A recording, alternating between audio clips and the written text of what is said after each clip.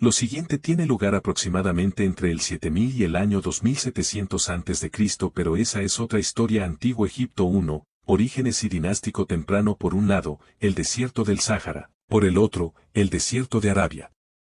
Y en medio del río Nilo, columna vertebral de la civilización egipcia. Este río, el más largo del mundo hasta hace muy poco, fue clave para el surgimiento de las primeras culturas asentadas aquí. Nació cuando se encontraron en Sudán los ríos Nilo Blanco, nacido en el lago Victoria, y nació en Blue Nile, Etiopía. Cada año el Nilo inundaba y fertilizaba gran parte de sus orillas con restos de materia orgánica llamados limo fangoso. Esta mierda negra sustenta una civilización de más de 3.000 años en la que conoceremos las mayores construcciones de la historia antigua, sus costumbres, sus dioses y 31 dinastías de faraones. Bienvenidos al Antiguo Egipto. Periodo predinástico. Durante el Neolítico las tribus se asentaron en lugares húmedos, ya que el desierto estaba cada vez más extendido debido al cambio climático y al final de la Edad del Hielo. Formaron los primeros pueblos seminómadas y se dedicaban a la agricultura y la ganadería. Quedan restos, como el de Nata Playa, que sugiere que los primeros pueblos se asentaron a lo largo del famoso río, pero en pequeños oasis en su interior. Aquí encontramos el Sahara Stonehenge, un calendario astronómico de hace más de 6000 años. No lo creo. No lo creo. Después de mucho tiempo en estas condiciones, cuando encontraron el Nilo no les resultó difícil controlar sus inundaciones provocadas por las lluvias monzónicas en el sur de Etiopía. En el delta del Nilo se crearon algunas culturas como Merinde, El Omari o Fayum, un oasis situado a orillas del lago Birket Karun, probablemente en aquella época una sabana. Estas culturas dejaron muchas obras de alfarería y objetos ornamentales de marfil o hueso, y construyeron sus casas de forma ovalada con caña o paja tejida. En el sur de la cultura el Badari estaban los grupos centrales llamados badarianos, que se convertirían en amratienses y formaron una cultura conocida como Nakadai, quizás la primera cultura en dar forma a entidades políticas y fabricar cerámica de calidad. A esto le seguirían la Nakada II y la Nakada III. Estos grupos formaron las primeras ciudades-estado egipcias y de aquí surgen los primeros reyes, los primeros jeroglíficos, la navegación y las primeras obras de riego. También contaban con necrópolis con tumbas colectivas completas de enterramiento de esbotos, como objetos y vasijas funerarias. La agricultura y la ganadería se convirtieron en la base del sustento de este pueblo. Cultivaban hortalizas y legumbres, como frijoles, garbanzos y lentejas, pero lo más importante era el trigo, con el que se elaboraba el pan, y cebada, con la que se elaboraba cerveza. Pon 3 cañaas, todos bebían cerveza, hasta el más adinerado le daba más vino. En cuanto a frutas tenía dátiles, melones e higos y comía miel, ajo, cebolla, lechuga y pepino. Los agricultores criaban cerdos, ovejas, cabras, burros y vacas, y cazaba patos, gansos y peces de todo tipo. El lino era importante para la ropa, las cuerdas y las velas. Y como no, la planta del papiro deja donde escribir. Después de la cultura Fayum apareció la cultura Mahdi, que empezó a dominar la crecida del Nilo con los primeros diques y canales, incluso se creó un calendario precursor, no para medir días ni meses, sino para predecir las inundaciones y no ahogarse. A pesar de tener 6000 años, este calendario debe ser de bolas exactas. Tenía 365 días divididos en 12 meses de 30 días, 3 semanas de 10 días, más 5 días festivos, los días epagómenos. Lo que tuvieron fueron años bisiestos, luego fallaron un poco. Casi 2 había 3 estaciones, la inundación, finales de agosto, la siembra, en invierno, y la recolección de cultivos, primera verano. Todo esto lo calculamos mirando las estrellas, especialmente una llamada Sirio, o Sotis, relacionada con la diosa Isis.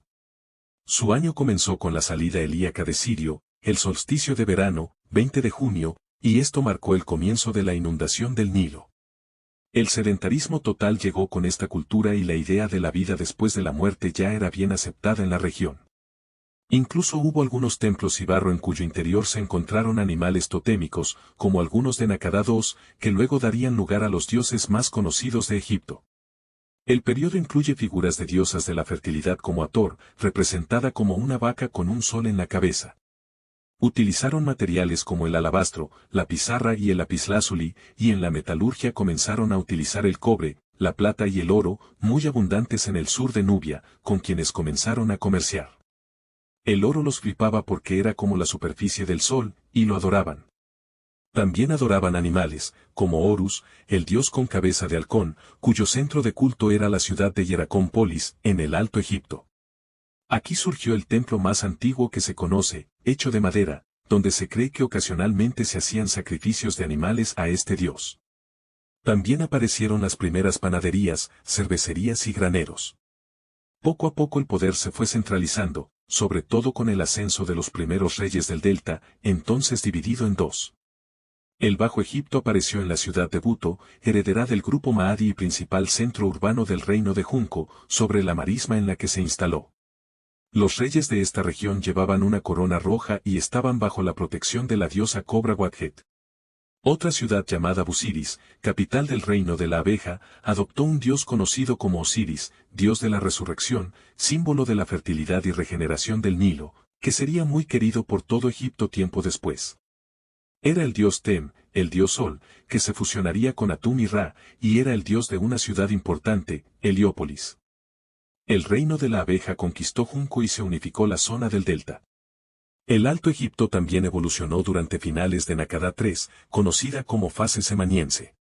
Uno de los centros más importantes fue Negen, llamado por Heródoto y los griegos en general como Hieracómpolis.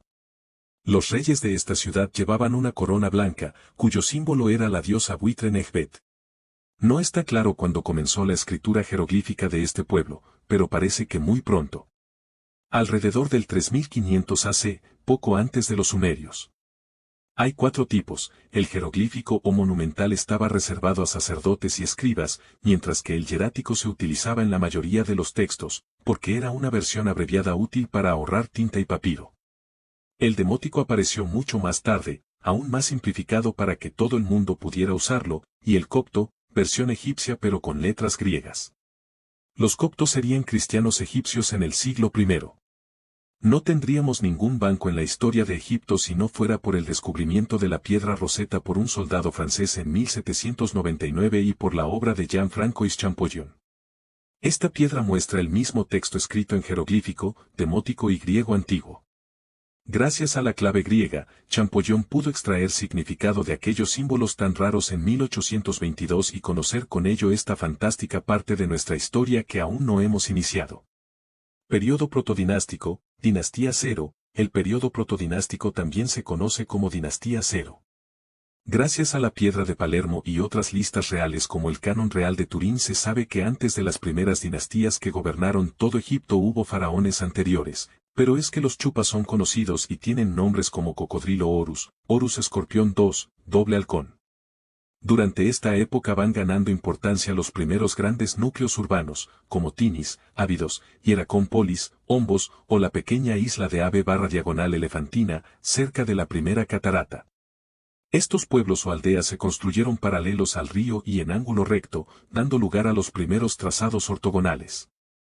Parece que los sureños fueron reyes de Hieracómpolis que se impusieron a las poblaciones del delta, con capital en Buto, y llevaron a cabo la unificación de los dos reinos en uno solo. Este hecho se atribuye al rey Menes, pero tampoco está claro el rey Narmer, que puede ser la misma persona. También se cree que este proceso unificador fue iniciado por un antiguo gobernante conocido como el rey Escorpión o Horus Escorpión II, aunque no se sabe con seguridad. En Normal Palette se le ve con la corona blanca del sur dando una hostia a un hombre arrodillado, probablemente simbolizando el Bajo Egipto. En el lado opuesto se le ve con la corona roja del norte y decapitado por 2 leones con sus ampersand de cuello largo entrelazados como enemigos. A partir de ahí se representaría con la doble corona, la mezcla de los dos reinos. Después de esto, fundó la primera dinastía. La conquista del Alto Egipto en el sur no fue algo destructivo para la cultura perdedora. El primer faraón, sea quien fuere, llevó a cabo un proceso de asimilación mutua. Y el rey adoptó los símbolos norte y sur, uniendo la corona roja con la blanca. También hubo matrimonios entre reyes y reinas de ambos reinos y edificios como templos y tumbas reales tanto en el Bajo como en el Alto Egipto. En este periodo aparece por primera vez el dios Es, dios protector Ombos, que con el paso de los siglos se convertiría en un dios maligno asociado a las tormentas del desierto. Arcaica, dinastías y II, en esta época también se le llama Tinita, porque sus faraones eran originarios de la ciudad de Tinis, cerca de Abidos. Aquí comienzan las dinastías de faraones, considerados dioses en la tierra y unificadores de Egipto. Gracias a estas personas Ra escribió listas actuales, como la Piedra de Palermo, que contenía muchos nombres de reyes, encerrados en los llamados cartuchos reales, así como varios hechos relevantes. Nermer fundó la ciudad de Memphis hacia el 3100 a.C., que se convertiría en la capital por su ubicación entre los dos Egiptos. También construyó el templo al dios Ptah, señor de la magia y maestro constructor, y la ciudad de Cocodrilópolis en el Fayum, para adorar al dios cocodrilo Sobek. Quizás debería haber hecho una ciudad para los hipopótamos porque parece que durante una cacería uno de estos bichos lo agarró y lo hizo desaparecer bajo las aguas del Nilo. Esta organización estatal centralizada les llevó a formar un ejército para contener a los nómadas, como tribus libias, a los nubios o a las tribus semíticas instaladas en la península del Sinaí, los bereberes como árabes. El segundo faraón Aa viajó al sur, a Nubia, rica en minas de oro y piedras preciosas, y al levante, donde comenzó a comerciar con las tribus asiáticas, que tenían mucha madera. Los egipcios utilizaron el Nilo como una importante carretera de norte a sur con sus barcos, y llegaron a la primera catarata tomando el control de Elefantina y Siena. La primera cascada fue una puta porque no podían pasar más allá de sus barcos, por lo que el comercio con los nubios era mayoritariamente terrestre. Luego también construyeron un huevo de canales que se extienden en dirección este-oeste, muy útil para llegar a más personas al interior.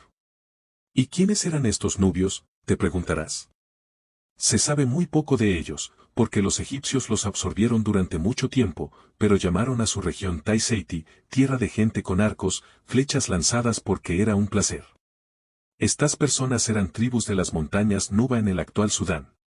Posteriormente reinó como regente la esposa de Neitop, probablemente la primera mujer gobernante del mundo. Es cierto que en la cuestión de los nombramientos políticos eran hombres los que eran los responsables, pero se sabe que los egipcios eran una sociedad bastante igualitaria. Las mujeres tenían los mismos derechos que los hombres y eran muy independientes. El hijo de Neitop, Yer, llegaría al Mar Rojo con sus expediciones y fue enterrado en Abidos con más de 300 sirvientes, asesinados para servirle en el más allá. ¿Crees que esto es normal? Ya no se utilizan pirámides como tumbas, sino mastabas, que eran como montículos de cámaras de piedra excavadas en la roca en su interior. Algunas de ellas bastante profundas. Y tenían que nadar, porque pensaban que vivirían allí para la eternidad.